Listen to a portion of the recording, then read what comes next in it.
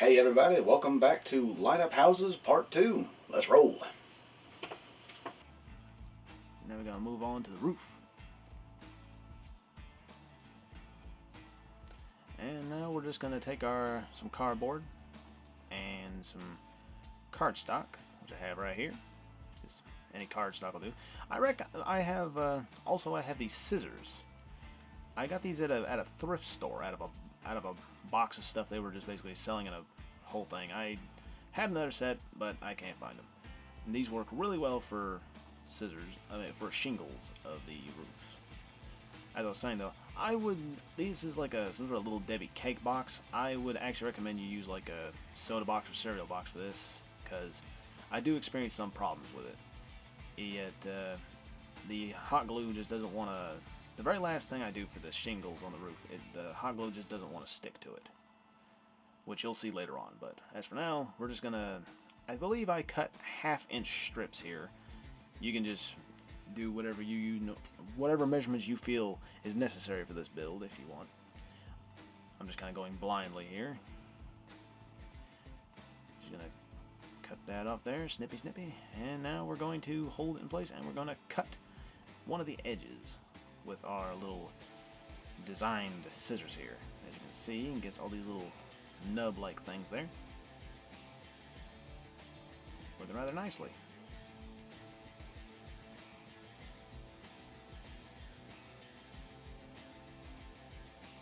Alright, we're going to need to make a bunch of these to cover this.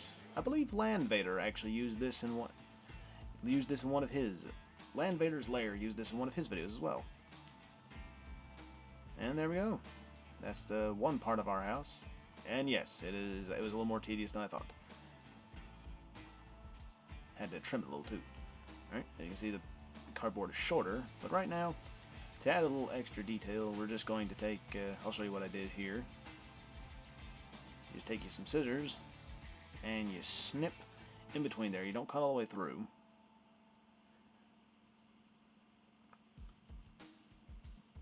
Yeah, and then you have them all kind of feathered out like that.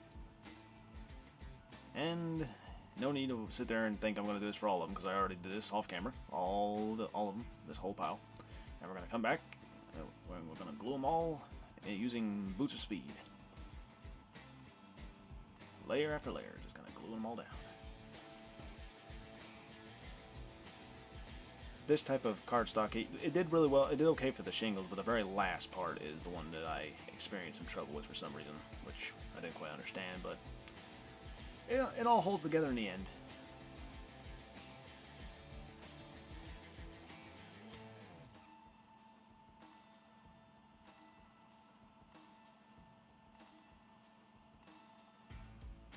This part right here is, if you're going to do it this way, it is very, very time consuming. There are plenty of easier ways to do roofs. I just had these scissors and stuff laying around, and I just had the idea in my head to do it, and also, like I said, I saw Landvader's Lair do it for one of his videos. I believe it was the kitchen hearth, I believe is the video. And that definitely made me want to do it even more. So, even more. Ugh, my English is broken, like my editing. Anyway. Row by row, one at a time, just keep on going. Almost done. Alrighty. Now we got that done. Now we're going to have to trim off the excess here, because we have quite a bit of excess from where I had to shorten the cardboard. Should cause no problem. Snip, snip, snip. And there we go. A little more snip, snip, snip. There we go. And now to attach the roof.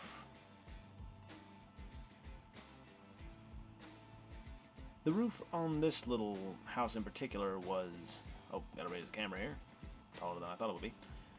It is slightly to one side, but that's because I freehanded the angle, the triangle part at the top. But it still comes out looking rather nice in the end, especially for just a little scenery house here. Glue the sides there, and there we go. Not too shabby.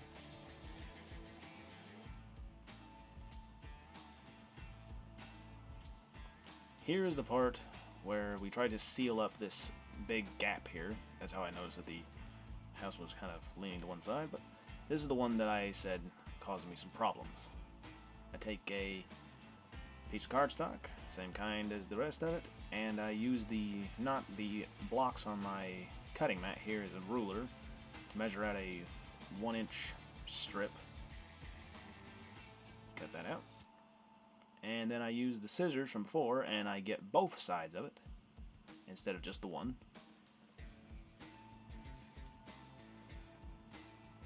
I use the ruler to try to bend it down the middle when I should have probably used the shiny side up, because I add a good amount of hot glue and it just, for some reason, it still doesn't wish to stay attached.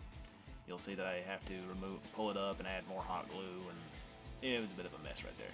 But in the end, it finally held after a lot of holding, pressing, and tinkering.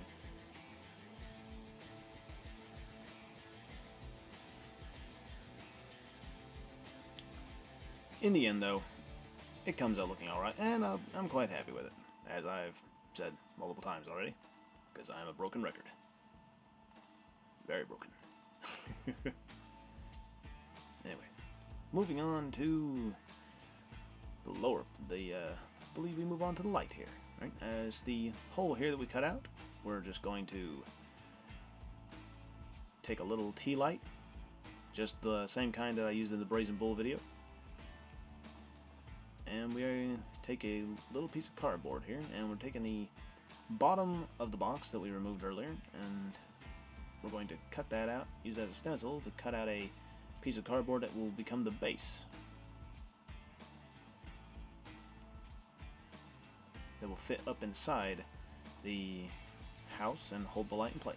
Just like in the Brazen Bull video, measure it out, cut it out, oh so carefully. Multiple passes, don't try to cut all the way through in one go, you'll just end up either cutting your fingers or just tearing up the cardboard, and just pop it in place. Very nice. Then just add a good amount of hot glue, hold it in place. We will not, however, be attaching this just yet. We're going to wait until after we spray paint to prevent risk of it going through the windows and painting the light. Doing a test fit, and it fits rather perfectly.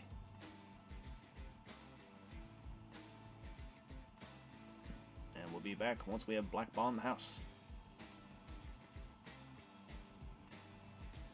Alright, now using some cheap dollar store spray paint, I have given the house a black bonding, and now we will attach the bottom of the house, which holds the light. A liberal amount of hot glue. If I had to do this over, I would probably have used 2 tea lights the second time around, because even though it does work with the black spray paint on it, it does make it a little harder to see, which you can tell whenever my camera wants to focus.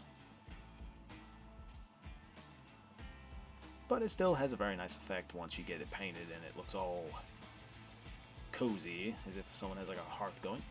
Right, now moving on to the painting here. For all the wooden parts, we're just going to do a simple coat of burnt umber across the whole thing. All the wooden parts, that is. Just going to speed through these. But of course, if you wish to, you can of course use any painting techniques that you prefer to use. If you want to make it look more outlandish, as if like a nobleman's living there, or if a farmer, if it's just ragtag and run down.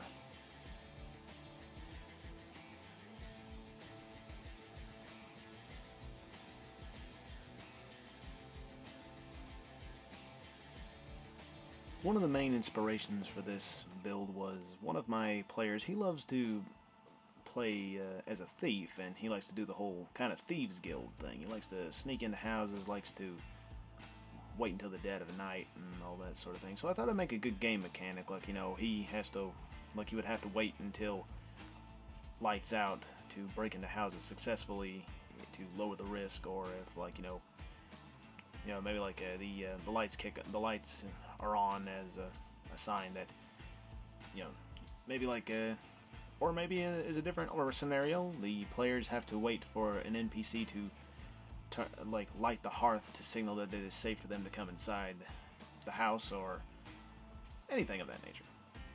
Or, as I was saying in the other, or as I was saying, if you have a collection of those little village things, you could just make your own little village. Use them as decorations around the holidays or something.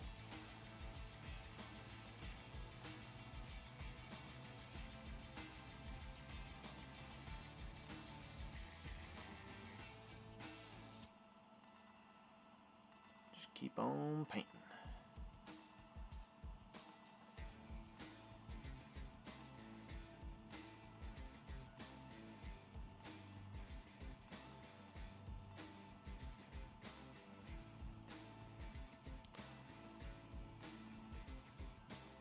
Getting all little places. Alright. Looking nice. Alright. Now, we will be moving on to a dry brushing. Now that it's dry. I don't want the wood to look too rotted, so we'll move on to a light mocha dry brushing. I think that makes it look pretty little weathered, but not like as if it's been near the seashore or just laying in the woods somewhere. Except that one spot on the window that I got a little too much on.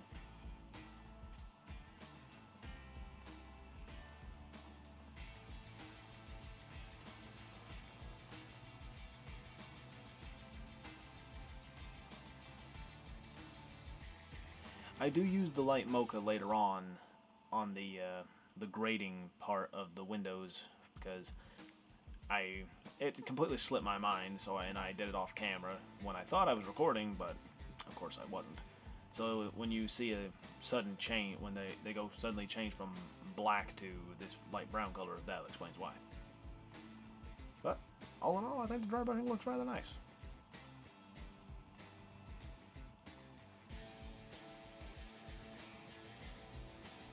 Moving on to the walls, the actual walls of the house soon, after I get a few more places.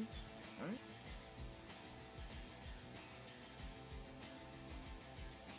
This is probably a little time consuming. We use a antique parchment. I believe that was the closest that I used. Now I did do a jump cut here because once again there was a camera malfunction, but I think it looks rather nice.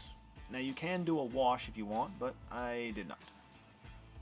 Now, for the roof, I did a nutmeg brown and a crimson red, a little bit of each in the thing, to get a kind of a muddy, rusty orange color.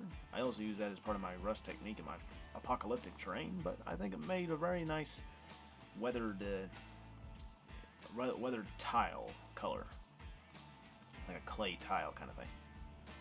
Just gonna give kind of I guess you'd say a wet dry brushing, not entirely painting the roof, but just getting a good amount on there. Spreading it around.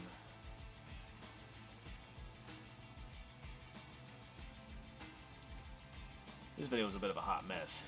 A lot of camera malfunctions. But it got done in the end.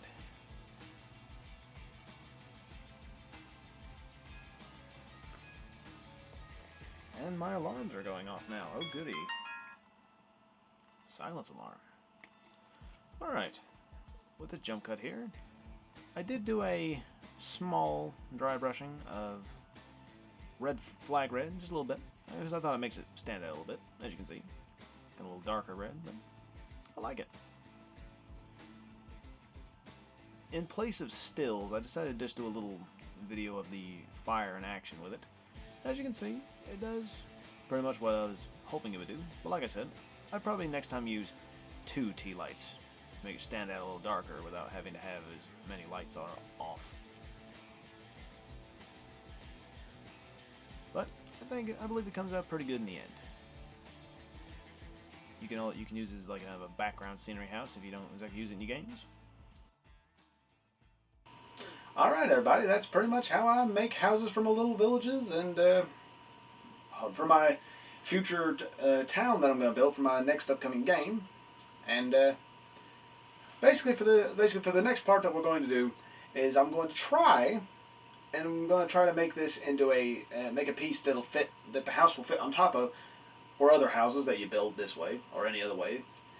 They will probably like make it into a watermill or a blacksmith house or a storefront or anything like that. Make them kind of like just stackable pieces that can connect together instead of just having a specific building for each one. Big idea, but let's see how I work on the execution. But anyway, enough of my babbling. If you want to see anything else that I've done, check me out on Twitter, Instagram, and DeviantArt. And as always, have fun, enjoy crafting, and I'll see you in the next one. Line!